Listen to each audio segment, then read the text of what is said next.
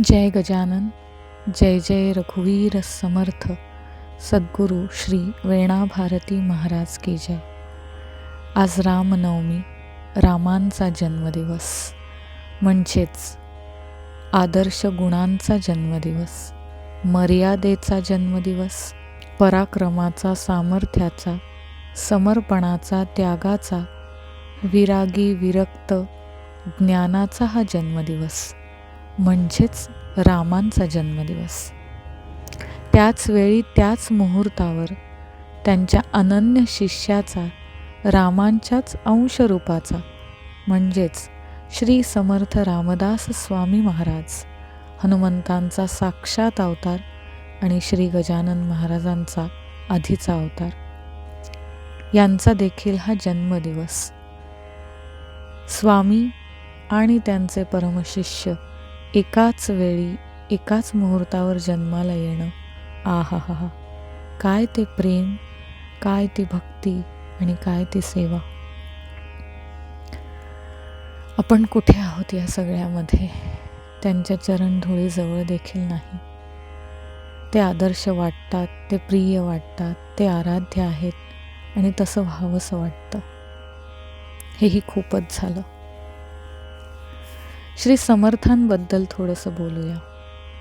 श्री समर्थांच्या वंशात 21 पिढ्या रामोपासना चालू होती. एवढी मोठी परंपरा रामांच्या उपासनेची या घराण्यात होती आणि म्हणूनच अशा परम पावन कुलामध्ये रामनवमीच्या दिवशीच, रामजन्म काळाच्या वेळीच दुपारी 12 वाजता श्री समर्थ रामदास स्वामींचा जन्म, अवतार जांब गावी झाला. नुकतंच आत्ता सद्गुरू वेणा भारती महाराजांसोबत लाड कारंजाच्या कार्यक्रमाच्या निमित्ताने जांब गावी जाणं झालं. इतका सुंदर सहवास होता तो. वयाच्या 5व्या वर्षी मारुतीरायांचा समर्थांना याच गावी अनुग्रह झाला. लहानपणापासूनच अत्यंत विरागी विरक्त वृत्ती, उदासीनता संसाराविषयी अंगी मुरलेली होती. प्रापंचिक विषयांबद्दल विलक्षण तिटकारा होता समर्थांना. सीतापती वाचून अंती कोणीही नाही. वाया प्रपंची वृथा शिणावे, सेखी जीवे सांडोनी सर्व जावे, अशी त्यांची निरंतर धारणा होती. राम नाम, राम कार्य, रामसेवा हाच छंद, इतर कोणताच छंद नाही. इतक्या लहान वयात कुठेतरी अडगळीत एकांतात बसावे आणि रामांचे विश्वकार्याचे चिंतन करावे. वय अवघे 5 वर्षांचे आणि आईने विचारले, बाळा काय करतोस या अडगळीत? तेव्हा समर्थ उत्तरले, आई चिंता करतो विश्वाची. ह्या वयात समर्थांना विश्वाची चिंता लागली होती. ज्या वयात मुलं कपडे, खेळणी, मोबाईल या सगळ्यासाठी, आईस्क्रीम, चॉकलेट सगळ्यासाठी हट्ट करतात, रडतात, रुसून बसतात. याच छोट्याशा वयात समर्थांना स्वतःचा विचार कुठेच नव्हता. खेळण्या बागडण्याचा विचार कुठेच नव्हता.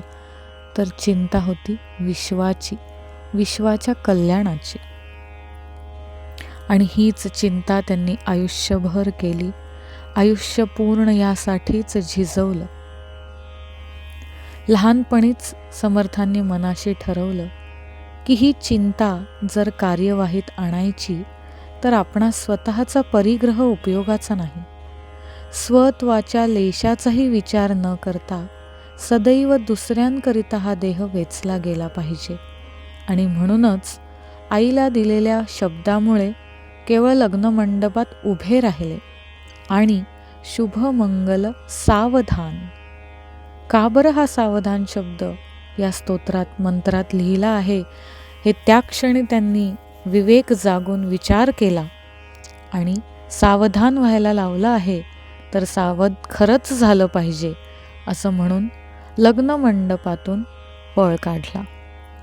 पळून गेले समर्थ विवाहवेदीवरून आणि रामरायांच्या घोर अनुष्ठानाकरिता, तपाकरिता त्यांनी नाशिक क्षेत्री टाकळी येथे वास्तव्य करण्यास सुरुवात केली.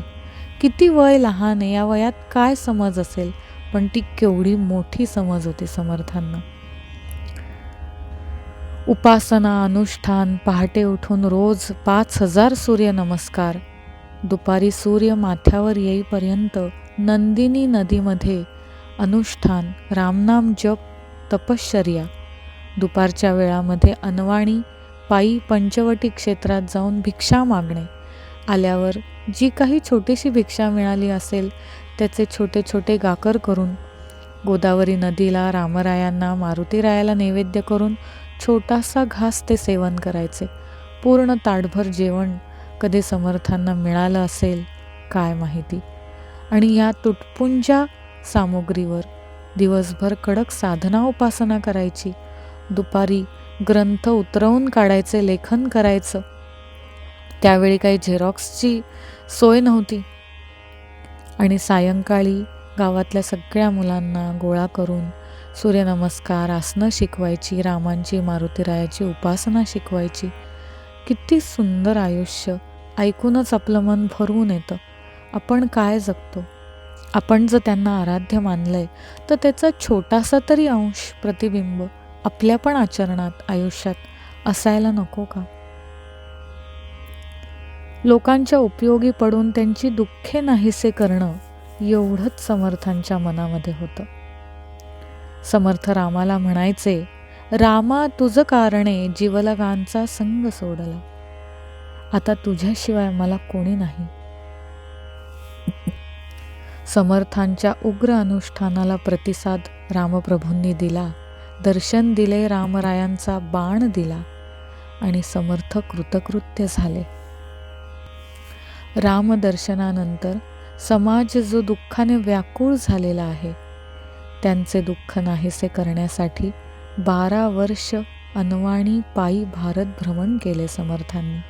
समाजस्थितीचे हृदयद्रावक वर्णन पाहिले आणि ती अमानुषता, ती झालेली समाजाची दैन्यावस्था, स्वधर्माचा लेशमात्र कुठेही आचरण नाही, स्वधर्माचं, स्वराज्य निर्मितीचं ध्येय, हे सगळं समर्थांनी ध्येय घेतलं. शूथरघळीमध्ये राहून समर्थांनी दासबोध ग्रंथ लेखन केला. कल्याण स्वामींसारखे अनन्य शिष्य समर्थांना लाभले. वेणा स्वामींसारख्या अनन्य शिष्या, समर्पित शिष्या समर्थांना लाभल्या आणि रामकार्य बहरत गेलं. आज हेच रामकार्य, हीच रामकार्याची धुरा वेणास्वामी म्हणजेच आपल्या सद्गुरू वेणा भारती महाराज आत्ताच्या या कलियुगाच्या काळामध्ये पुढे नेत आहेत. याच समर्थांच्या कार्याचा आदर्श आणि ध्यास मलाही त्यांनी लहानपणापासून शिकवला. तेच श्लोक, तेच सारे संस्कार, समर्थ चरित्र यांनी मी इतकी भारावून गेले की तेव्हाच ठरवलं, ज्या विवाहवेदीवरून समर्थांनी पळ काढला तिथे कधीच उभं राहायचं नाही. त्यांनी सावधान शब्दाकडे लक्ष दिलं तर आपणही सावध व्हायलाच हवं. हा जन्म गुरुसेवेसाठी आहे, रामकार्यासाठी आहे. कपिकुळ निर्माण करून कपिकुळाची सेवा, हनुमंतांची सेवा करण्यासाठी आहे. तोच सार्थ करायचा. या प्रवाहामध्ये ज्या ज्या लोकांना आणता येईल या सेवेमध्ये, त्यासाठी समाजाचं, मनांचं जागरण करायचं. या मायामोहातनं जागं करून रामकार्याची दिशा, रामसेवेची दिशा, गुरुसेवेची दिशा साऱ्यांनाच देण्याचा प्रयत्न करायचा, जेणेकरून सर्वांच्याच हातून सदाचरण, सत्कर्म, सत्कार्य, सेवा घडेल. सर्वांना रामरायांचा आशीर्वाद लाभेल. समर्थांनी जे रामकार्य आचरलं, लिहून ठेवलं, त्याचं कुठेतरी आपण पालन केलं. हा त्या समर्थ हृदयाला आनंद देता यावा. छोटासा प्रयत्न. समर्थांपुढे, सद्गुरूंपुढे आपण कुणीच नाही आहे, परंतु त्यांनी सांगितलेले शब्द, त्यांची तळमळ वाया जाऊ नये म्हणूनच शेवटच्या श्वासापर्यंत आणि इथून पुढचे कितीही युग, कितीही जन्म हीच कपिकुलाची सेवा, हेच रामकार्य लाभावं आणि आपल्या सर्वांकडून हे रामकार्य घडावं. सतत हा ध्येय, हा उद्देश रामकार्याचा समजावं. सांसारिक जीवन जगत असतानाच, कर्तव्य पार पाडत असतानाच मुख्य भाग हा रामकार्याचा, रामसेवेचा ठेवायला हवा. त्यासाठीच आपण जन्माला आलोय. ही जाग, या जागेचा जन्म आज आपल्यामध्ये झाला पाहिजे. आणि निरर्थक कुठल्याही गोष्टीत वेळ वाया न घालवता जास्तीत जास्त आपण रामकार्यासाठी झिजलं पाहिजे. हे शरीर झिजवलं पाहिजे. तरच आपला हा जन्म सार्थक होईल, आपला आत्मा आनंदित होईल आणि गुरु जे आपल्यावर प्रेम करतायत, जे ज्ञान देत आहेत, जो वेळ देत आहेत, जी संधी देत आहेत, जी शिकवण देत आहेत, जी कृपा वर्षवत आहेत, त्या गुरूंचे पांग फेडले पाहिजेत, त्यांचे ऋण फेडले पाहिजेत. त्यांच्या हृदयाला तो आनंद हा रामकार्य करण्यानीच होईल. नवनवीन लोकांना या कार्याविषयी सांगणं, कपिकुलाशी जोडणं, कपिकुलामध्ये घेऊन येणं, त्यांना देखील ही मोक्षाची सत्याची वाट मिळवून देणं, तो मार्ग दाखवणं ही खूप मोठी सेवा आहे. रोज एकतरी नवीन व्यक्तीला मी कपिकुलाची, गुरूंची माहिती सांगेन आणि या कार्याशी जोडेन. हा पण, हे वचन, ही प्रतिज्ञा आज रामनवमीच्या, रामजन्माच्या, समर्थ जन्माच्या दिवशी आपण घेऊया. इथेच आपलं मनोगत थांबवते. सद्गुरूंना, समर्थांना, विठ्ठलांना, हनुमंतांना अनंत कोटी वंदन करते. कारण या साऱ्यांच्या प्रेमाने, कृपेनीच, शक्तीनीच हे सगळं कार्य चालू आहे आणि चालू राहील. सगळ्यांनी या कार्याला होता होईल तो सर्व प्रकारचा सेवा सहभाग द्या. जय गजानन, जय श्रीराम, जय जय रघुवीर समर्थ.